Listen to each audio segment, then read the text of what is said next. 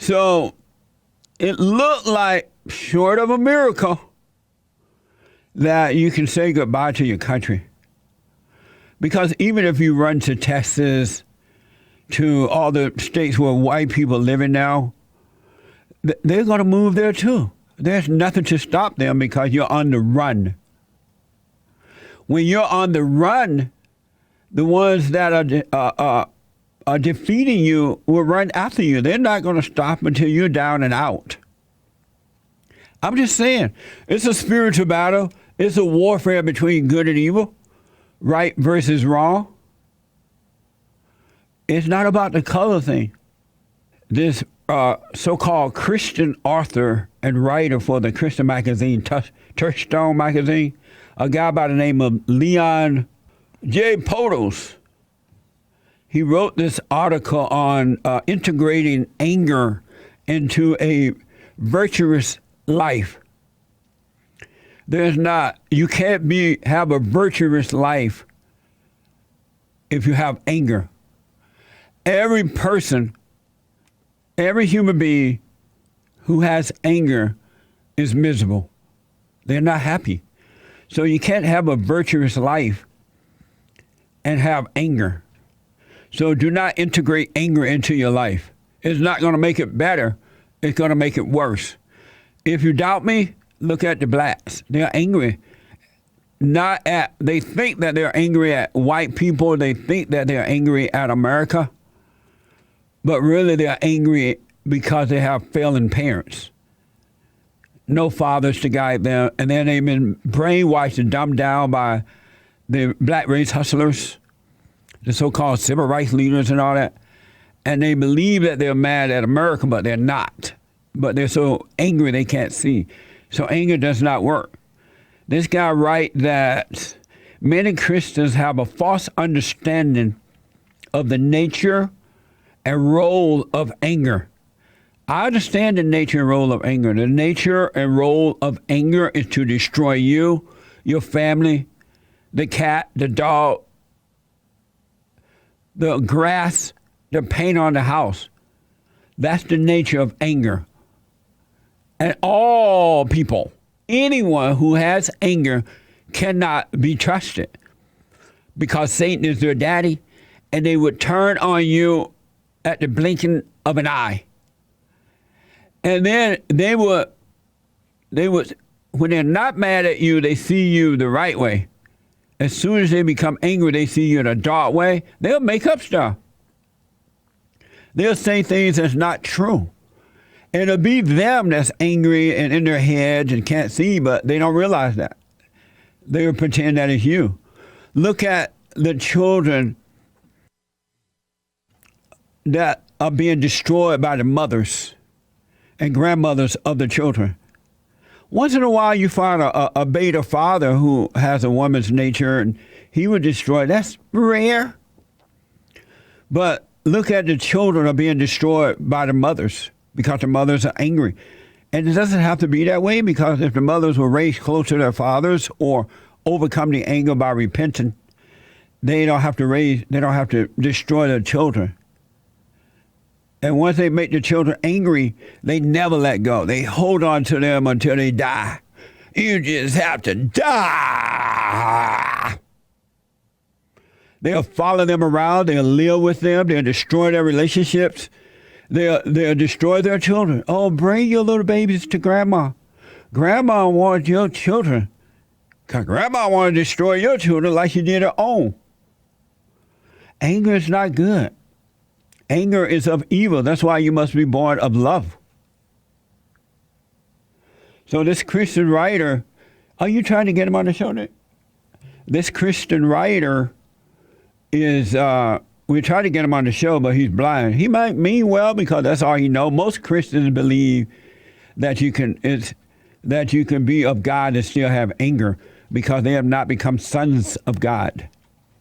And so they believe that, and they don't have anybody around them to set the example. So their parents were not that way. They were angry. Their friends are angry. The preacher is angry.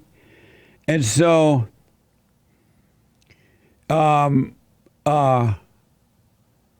So they believe, the Christians believe, oh, one day after you die. I wouldn't take that risk.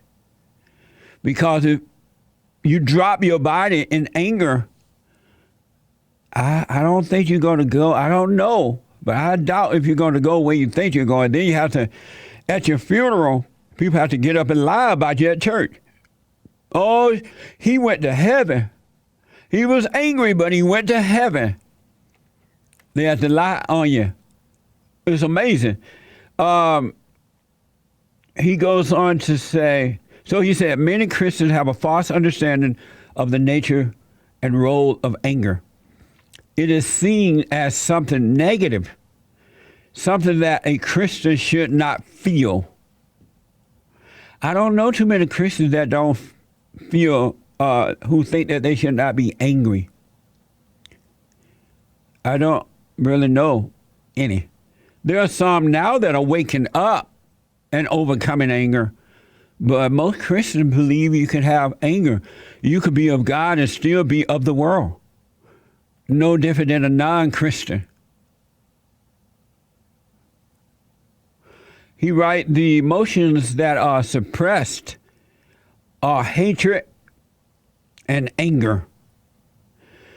Christians think that they ought not to feel these emotions. Who want to feel hate and anger? Hatred and anger. That doesn't make any sense. Otherwise, why would you seek God if you're okay with being angry and hateful? All that stuff bring on cancer and stress and disease and all kind of stuff. It's not good. So that's not true. Christians think that they are not to feel the emotions, that it is unchristian to feel them. It is. If you got anger, Satan is your daddy. I don't care how many Christian titles you wear. He says that they secretly suspect that Jesus was being unchristian when he drove the money changer out of the temple. I've never heard of Christians. Most Christians use that as a reason to be angry. Well, Jesus was angry. When was he angry? He was angry in the money changer. He was angry at them. He knocked threw over the tables. And so they use a whole lot, most, if not all, most Christians use that as a justification for anger. That Jesus was angry. They don't think that you could be free of anger and take strong actions like that. They think you got to be mad in order to turn over a table. You don't. As a matter of fact, if you want to win a battle, it's best to be conscious. All angry people are unconscious. Even if you're boxing or you're whatever, you stay conscious, you have a better chance of winning. If you get into a fight, if you stay conscious, you have a better chance of winning the fight because you can see what you're doing. But when you're angry, you're just throwing punches and you get your teeth knocked out because you don't see what you're doing. So he writes, Christian forgot that all emotions, including anger and hate, are part of human nature and must be integrated into a virtuous life. I can't wait to talk to this. This is a beta male. Beta male! He hasn't overcome his mother. He has this woman's identity, the flesh identity, instead of the spiritual identity of God. Plus, he's not telling the truth about the Christians. The Christians, they get mad at me for saying that if you're a child of God, you cannot be angry. If you've been born of God, you cannot be angry. They don't like when I say that, so I have not heard this. And the last thing he writes here is, Jesus felt the full range of human emotions, including anger. Amazing. In the good old days, men were not of anger. Once in a while, you find a weak beta male that was of anger, but men were, and it stood out, the difference between men and women. Women were of anger and men were not. Why do you think over the last 50 to 60 years that the radical women movement has been about teaching men how to act like women? Feel your emotions. Feel your anger. It's okay to be angry. It's okay to be emotional. They have tried to convince men to be like them. And lo and behold, it worked. Men, I gotta feel my emotions. I can't feel. I gotta express my emotions like a woman. Men used to know, at one time they knew that it was wrong for men to be emotional. But the radical feminist women would say, oh, that's too much on men not to feel their emotions. You should feel your emotions. Men have been taught not to feel their emotions, so they recreated the men in their image. And look what we have happening on earth right now. It's not right. It's wrong. It's not true. It is not true. Any male that has anger is a woman. That's why they have pushed over the years to recreate you in their image, for you to act like women. It used to be where men were encouraging women to think like a man, act like a man, not be a man, not act like a lesbian, but be a man, right? Now the women have convinced the men to be women. And the men are so soft. They so soft, you can't even make a joke with them. You used to be able to joke with men, all kind of jokes, and the men laugh it off. Now they get mad like a woman. And don't tell them the truth. They'll roll their eyes worse than a female. It's a spiritual battle. Men gotta, and it's men history, men gotta return to their natural state of being. And the only way that's gonna happen is that you must be born of the Spirit, which is yourself, your natural self, which is of God, and the way you were as a child before you were traumatized. Just saying, it's okay to be a man. So we tried to get this guy on. Nick is telling me that he wrote a book named The Feminization of the Catholic Church. Was he feminizing the church? He was doing it? Might as well have been. No, we don't know. But it's amazing, men. It's not normal to have anger. Look how you're being controlled by your mothers, your grandmothers, your girlfriends, your partner, your everywhere. It's amazing. So you got to overcome that, and you can. And believe me, the women and children are in desperate need for men to overcome their anger. Desperate need. Like now they're going north.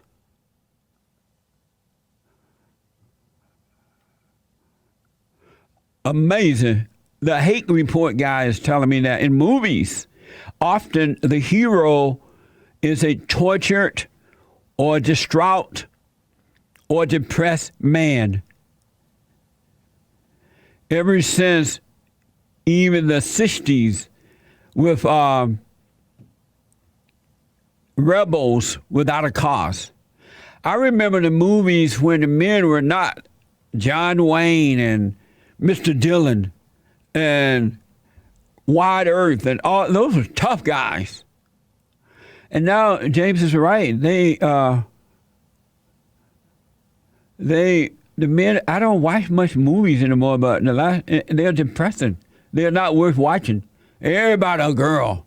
And they try to make the woman look like a hero. And they're just acting on a stage, but they try to make the woman look like the tough guy and the man look like the girl. Why don't you see the trick that's being played on you by evil? The music is horrible. The men have been saved by women. That's why the world is falling apart right now, men. You are needed. Amazing. And don't forget to like, follow, tweet, subscribe, and share the Jesse Lee Peterson radio show, folks. We really appreciate it. We are at war. It is a spiritual battle for the soul of America. And it's going to take all of us to do it.